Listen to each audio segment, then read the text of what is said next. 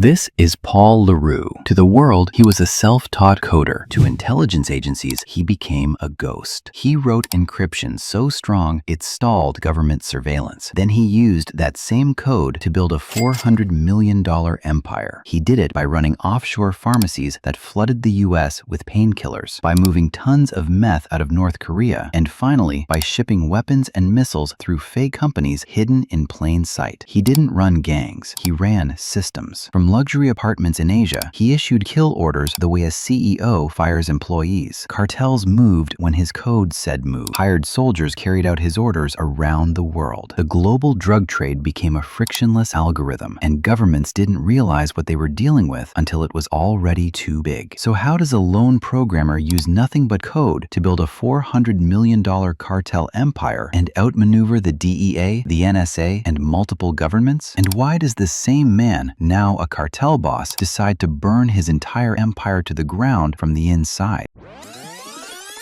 1999, inside a cramped bedroom in Krugerdorf, South Africa, a lanky, socially awkward 23-year-old sits in front of a flickering CRT monitor. He has no employees, no venture capital, and no intention of becoming a kingpin. He is a self-taught programmer obsessed with a single technical problem: how to make data invisible. While the rest of the world is preparing for the Y2K bug, LaRue is writing thousands of lines of C++ code for a project he calls E4M, Encryption for the Masses. It is a free, open-source disk encryption tool so sophisticated it will eventually lay the foundation for TrueCrypt, a program used by millions to hide files from the prying eyes of governments and corporations. At this stage, LaRue is not a criminal. He is a digital architect praised by the cryptography community for his genius. But genius doesn't pay the rent. He watches his bank account stay empty while his code protects the privacy of others. So he decides to sell his encryption software, a privacy tool designed to make communications unreadable. The first transactions are unremarkable. A user in North America downloads a privacy utility. A small license fee clears through a digital payment system. The system is a simple loop. Code ships, bugs are patched, and anonymous payments arrive. There is no marketing budget. The system is just one man responding to a technical demand for discretion. By the mid-2000s, the loop began to attract a different kind of input. Customers who trust his encryption start asking adjacent questions. They don't want software, they want access. They ask if his quiet, frictionless payment channels can be used to buy pharmaceuticals, pills like tramadol or soma, without a doctor's visit. LaRue doesn't hesitate. There's no moral struggle. He treats it like a software update. He adds suppliers. Shipping is handed off to courier companies that don't ask questions. The code doesn't care if it is moving an encrypted file or a bottle of painkillers. It only cares that the transaction clears. A tool built for privacy is about to become something much bigger: a global system for unregulated trade. What happens to a system built for efficiency when demand keeps pushing its boundaries? What structural rule or blind spot allowed this to scale into a $400 million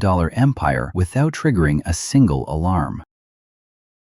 The system scaled because it never crossed a single clear line. It moved through the gaps where international laws failed to connect. By 2004, Paul LaRue launched RX Limited from an apartment in Manila. It wasn't a pharmacy, but a digital pipeline. First, he exploited jurisdictional fragmentation. The manufacturing happened in one country, the payments were processed in a second, and the shipping was routed through a third. No single step was illegal everywhere at the same time. In the mid-2000s, drugs like tramadol and soma weren't yet classified as controlled substances in the US, creating a gray zone that LaRue turned into a highway. The second exploit was automated legitimacy. When an American customer typed "buy painkillers online" into Google, they landed on one of LaRue's 200+ domains. The customer filled out a brief questionnaire for migraines or back pain. This data was then electronically rubber-stamped by a US licensed physician, contracted by LaRue, who never actually examined the patient. The prescription was then sent to a small-town pharmacy in Tennessee or Wisconsin. Because the pills were real, the doctors were real, and the pharmacies were real, the system looked legitimate to the banks and FedEx drivers moving the product. Finally, LaRue exploited modular reliability. The system didn't require trust because it removed friction. If one pharmacy was shut down, 10 more materialized. If a payment channel was flagged, the algorithm algorithm rerouted the money through shell companies in the Seychelles, Hong Kong, or the Philippines. By 2007, RX Limited was generating $250 million a year. One Zimbabwean coder had become America's largest unregulated dealer without ever touching a pill or stepping foot on U.S. soil. He had built an infrastructure for trade that didn't just avoid attention, it reshaped the incentives of everyone who plugged into it. When a system moves $250 million through the mail with total impunity, who finally notices the pattern? And why now? Why did a pharmacy network become a national security priority?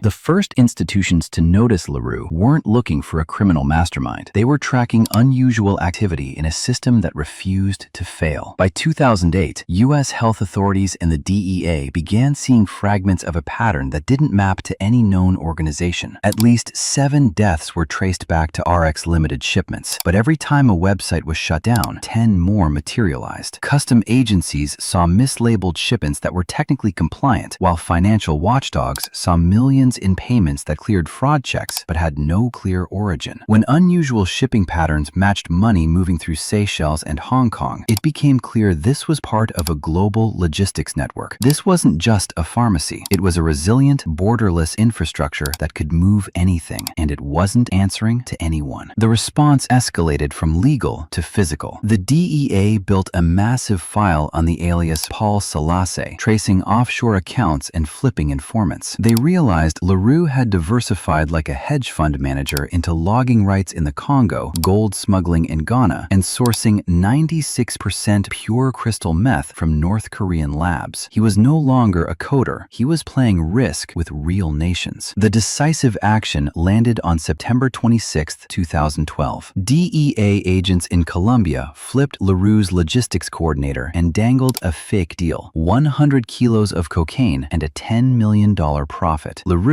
fueled by 9-figure arrogance, flew to Monrovia, Liberia to close it himself. Inside Hotel Mamba Point, as he reviewed documents with undercover agents, the door exploded inward. Within 60 seconds, the architect was in zip ties. Why didn't arresting the man at the center fail to stop the system from functioning? How did the crackdown make the system more dangerous than before?